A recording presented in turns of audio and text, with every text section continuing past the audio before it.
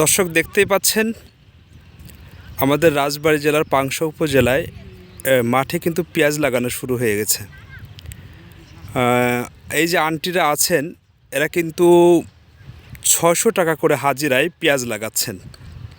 এর সাথে কিন্তু স্কুল পড়ুয়া যে ছোট্ট ছোট্ট ছেলেপেলে আছে এরাও কিন্তু পেঁয়াজ লাগানোতে কিন্তু প্রচুর পারদর্শী। আপনারা কি এই মাঠে এই ফার্স্ট না এর আগে কোথায় লাগাইছেন? সব মাঠে লাগান। আপনাদের আজকের হাজিরা কত করে? 600 টাকা। আসলে দেখতে পাচ্ছেন তারা কত সুন্দর করে পেঁয়াজ লাগাচ্ছে।